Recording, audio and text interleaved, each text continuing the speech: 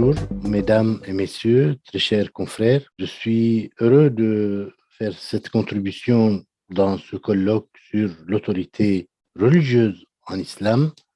Je salue tous mes collègues et je vous remercie pour votre attention. Mon intervention porte une fois de plus sur l'œuvre du penseur égyptien Abdel-Jawad Yassine sous le titre L'autorité des oulémas, gloire et misère. Rapidement, Abdel-Jawad Yassine a une œuvre qui a commencé à se faire remarquer depuis le début du siècle, en l'an 2000, par un livre intitulé L'autorité en islam, première partie, la raison juridique salafiste. Deuxième partie, en 2009, l'autorité en islam, critique de la raison politique, de la théorie politique. En 2012, la religion et la religiosité. Et récemment, en 2019, un titre original, peu commun, un seul mot, Al-Lahout, la théologie. Un mot intrus dans le jargon théologique et juridique en islam. Il est emprunté, me semble-t-il, à la pensée chrétienne en Orient. Vous avez d'un côté, pour les musulmans, la faculté de charia, de la loi, et ce qui correspond chez les chrétiens à Beyrouth, au Liban, en Syrie et ailleurs, en Égypte, c'est la faculté de théologie. Et M. Yassine est sensible à cette différence dont il connaît très bien les causes. Une œuvre mûrie, une œuvre critique et une œuvre intelligente au sens où c'est pas un destructeur d'icônes, d'idoles. C'est pas un iconoclaste. Il est dans la communauté, il est croyant, me semble-t-il, et il se fait entendre justement parce que son discours n'est pas polémique, il est savant, tout simplement. Une œuvre mûrie avec, comme beaucoup de penseurs, un vocabulaire qui lui est propre. 3 termes sont importants pour lui, qu'il redéfinit pour son œuvre. Par exemple, la religion, le premier terme, c'est un terme au contenu très simple, dont il répète la définition sans se lasser. La religion, c'est croire en Dieu, et pour lui, Dieu, c'est une entité qui est externe au monde. Deuxième contenu de ce mot religion, c'est l'anthropologie, l'homme qui est soumis, qui adhère à l'éthique universelle, aux valeurs universelles, sur lesquelles il n'y a pas de discussion, le respect, la vie, etc. Faut-il développer. Deuxième terme important pour lui, qu'il redéfinit, il fait partie du langage commun en arabe, diyana. Et la diyana, c'est la réalisation historique de cette foi en Dieu et aux valeurs. Elle se manifeste dans le judaïsme, diyana, une confession, dans le christianisme, une autre diyana, et dans l'islam, une troisième diyana, toutes qui ont comme noyau cette croyance en cette transcendance et à l'anthropologie positive, à l'anthropologie, c'est-à-dire à la manière dont l'homme devrait vivre en société. Troisième terme intéressant et qui fait partie, ces termes sont le moteur de sa réflexion, c'est la religiosité.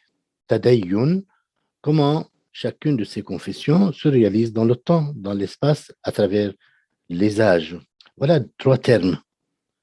Ils sont tous, les 3 termes en arabe, ils dérivent de la même racine sémitique, din, qui a rapport avec le religieux.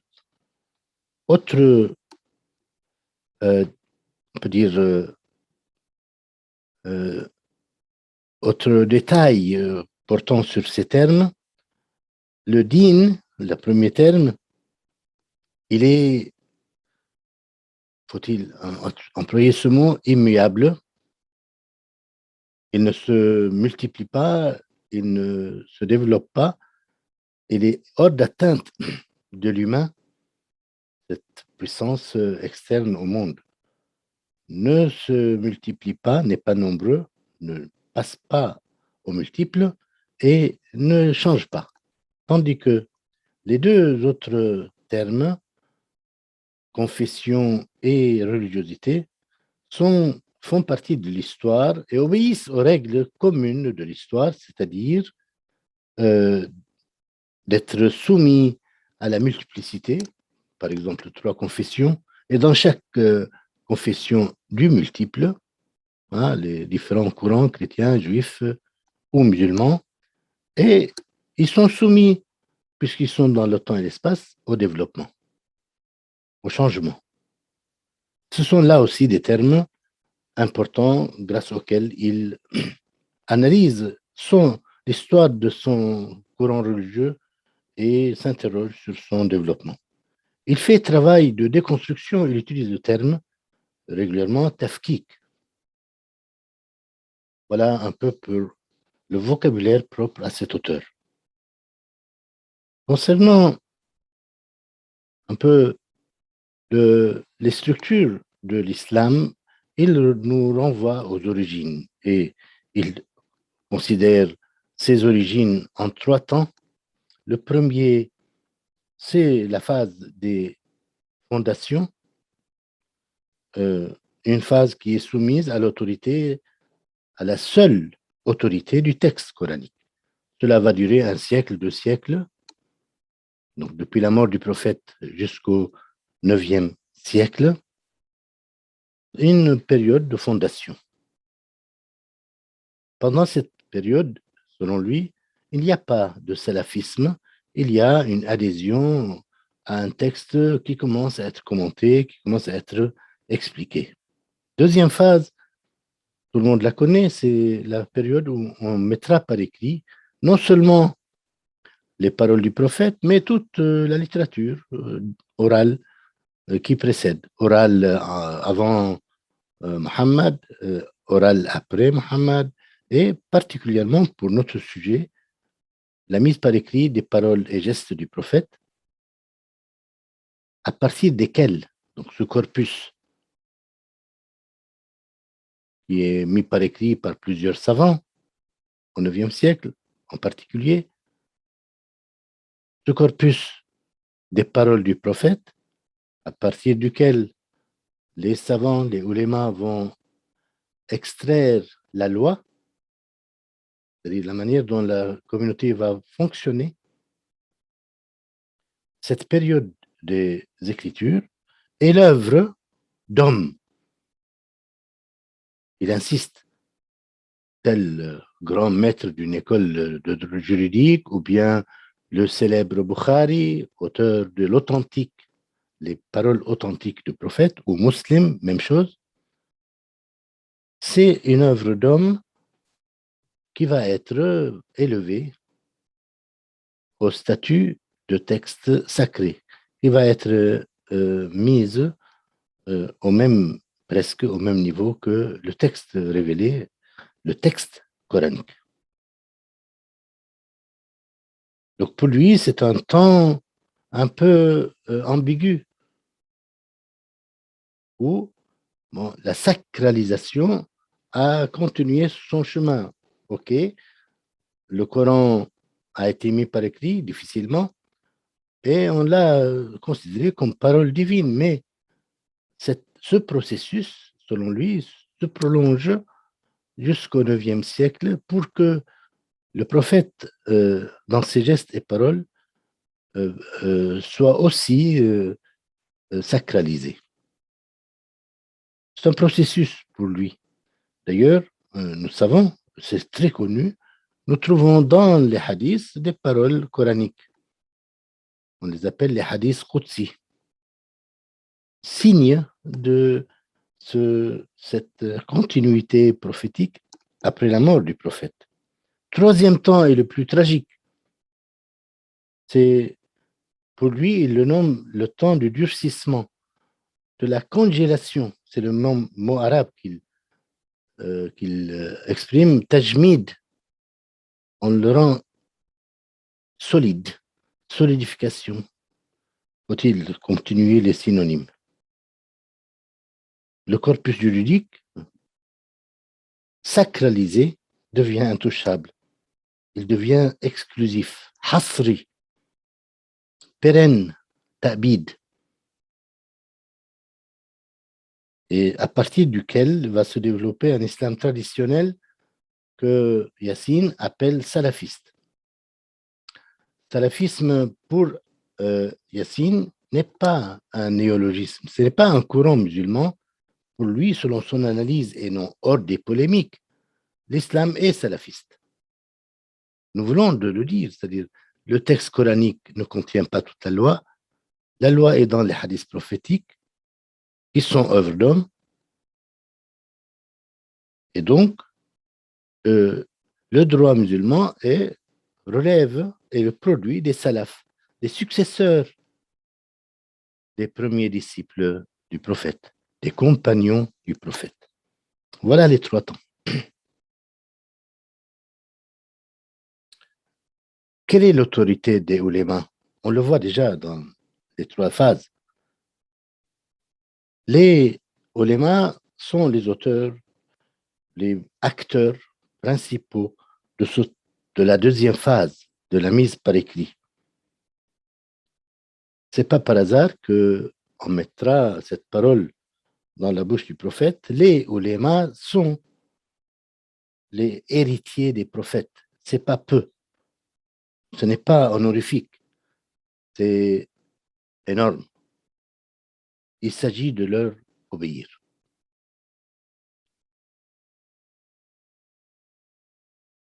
Donc, les oulémas obtiennent ainsi une sorte de légitimité et deviennent très vite utiles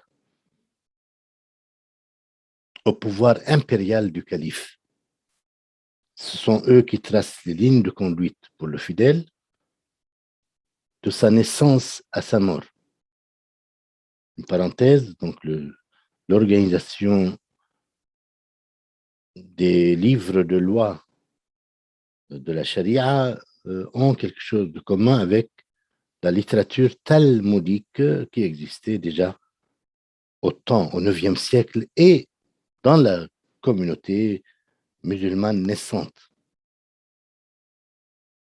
Si certains des ulémas ont pris distance vis-à-vis de l'autorité politique, ils ont eu des sorts assez particuliers.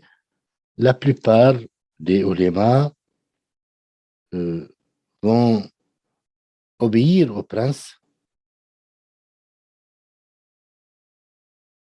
qu'il soit juste ou despote. Les textes, l'enseignement des ulémas demandent aux fidèles d'obéir au prince, fut-il injuste. Pourquoi? Pour éviter la discorde dans la communauté. L'argument est très ambigu. Parenthèse, au sujet, une seconde. J'ai entendu un grand savant syrien en 2011, quand la révolte a commencé, dire à ses fidèles, ne vous révoltez pas pour ne pas causer de fitna, de discorde. Donc, Yassine ne dit pas des choses banales ou communes, il voit cela de façon directe. Les ulémas chargent le calife ou le prince d'être aussi, en plus d'être un chef politique, le charge de garder et de défendre la religion, la foi. Mais quand, dit-il, à partir du 9e siècle, le pouvoir politique s'affaiblit, que l'empire se disloque, les ulémas vont occuper ce vide et prendre en charge eux-mêmes et la garde et la défense de la religion. Le mot défense est très important. Donc, pour les connaisseurs de l'histoire de la pensée musulmane, elle a été et elle est toujours une apologétique. Apologétique interne entre les différents courants musulmans et surtout externe, défense de la foi musulmane face aux chrétiens et aux juifs, entre autres.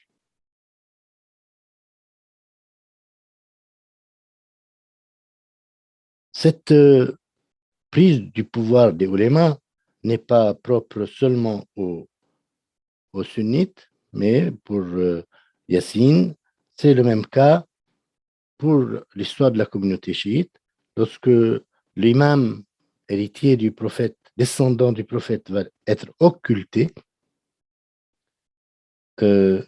en, ce rôle va être occupé par les ulémas ou bien les ayatollahs. Je renvoie à la conférence du professeur Mohammad Ali Amir Mouazi. Positivement, les ulémas accompagnent la masse des fidèles en les aidant à se conformer à la loi. Mais comme la société musulmane n'a pas connu de changement structurel avant la fin du 19e siècle, le système a continué à fonctionner sans subir de changement notable. Je lis un petit passage.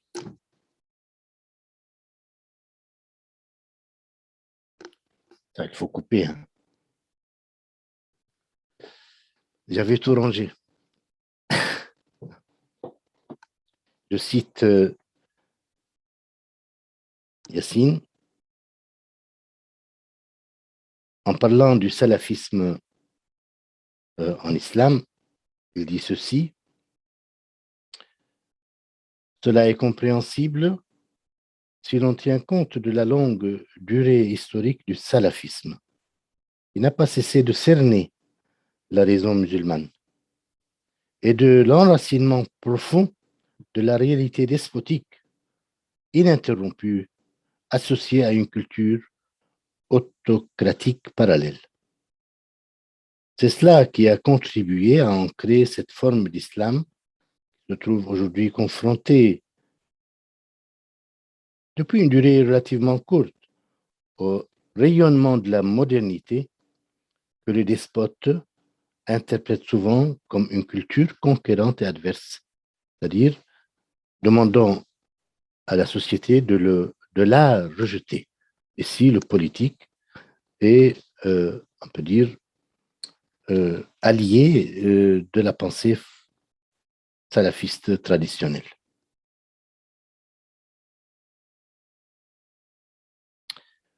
Cette situation donc, d'un islam figé pendant presque un millénaire peut être comparée, selon lui, à l'histoire du christianisme occidental. Contrairement à la situation des sociétés musulmanes, la société occidentale, chrétienne au Moyen Âge, va devoir se transformer en tant que société par les développements de la science, de la technique, par la révolution industrielle et scientifique, par l'entrée d'une forme de modernité qui ne cesse d'évoluer. Tout cela, tous ces changements ont obligé à ce que l'Église catholique, qui avait la main forte sur la société, obligeait l'autorité de l'Église à reculer, à céder du terrain à la faveur de cette société séculière, et cela ne s'est pas fait de bon gré. En islam, la pression de la modernité reste assez faible et le système religieux salafiste réussit jusqu'ici à contenir cette pression et à éviter la confrontation. D'après Yassine, la réforme de la société religieuse traditionnelle ne peut se faire que par la force du changement de la société. Lorsque le corps social sera capable, comme ce fut le cas chez les catholiques en Occident, sera capable de faire reculer l'institution religieuse. Mais celle-ci ne consentira aucune concession de bon gré quant à son autorité et elle refusera toujours la critique et le développement. Je cite, à un moment social donné, dit Yassine, le système religieux deviendra incapable, impuissant à répondre aux besoins du système social, de même que le système social sera, disons, incapable, ce n'est pas le mot exact, de supporter les contraintes imposées par le système religieux. Et puis, il reste une question grave, importante posée, c'est l'absence d'une institution globale qui soit habilitée à toucher au système religieux, au corpus juridique sacralisé. Serait-ce l'Azhar pour lui, pour Yassine? Non, car il ne considère pas l'institution Azhar millénaire comme une institution religieuse au sens strict. Il emploie le qualificatif religieux pour l'Azhar dans un sens métaphorique seulement, car pour lui, l'Azhar ne possède aucune procuration dans les textes fondateurs en vue de protéger la religion ou de parler au nom de la religion. Actuellement, l'Azhar semble vouloir jouer un rôle plus grand que sa stature naturelle. Je renvoie ici à la communication du professeur Avon. Certes, la société musulmane est en quête de réforme et de renouveau. Mais comment cela se fera-t-il? À partir du sérail, des ulémas, ou en dehors de ce sérail? Yassine considère que le cercle fermé des ulémas n'est en rien disposé à reculer, à toucher à son système, craignant pour son autorité. Et jusqu'ici, les innombrables voix extérieures au sérail qui appellent au changement et dépensent des efforts considérables, hommes et femmes, dans ce sens, se trouvent discrédités ou condamnés par le corps des ulémas. C'est le cas notable de Nasr Hamed Abu Zaid et même de Mohamed Shahrour. De plus, leurs efforts effleurent à peine la grande masse des fidèles qui suivent toujours leur imam. Gloire et misère, oui, les ulémas exercent une autorité de fait sur tous les fidèles musulmans. Cette autorité est chère au prince puisqu'elle sert à légitimer son pouvoir si nécessaire. Et elle lui est utile car elle joue un rôle de modérateur ou même d'anesthésiant auprès de la masse des fidèles en leur ordonnant de ne pas se révolter contre le prince, fût-il injuste. Cette double fonction que les ulémas ont jouée à travers les siècles peut sembler péjorative si elle n'était pas complétée par leur rôle social éminent en tant que guide sur la voie de l'obéissance à la loi religieuse et en tant que régulateur des tensions qui existent entre les fidèles.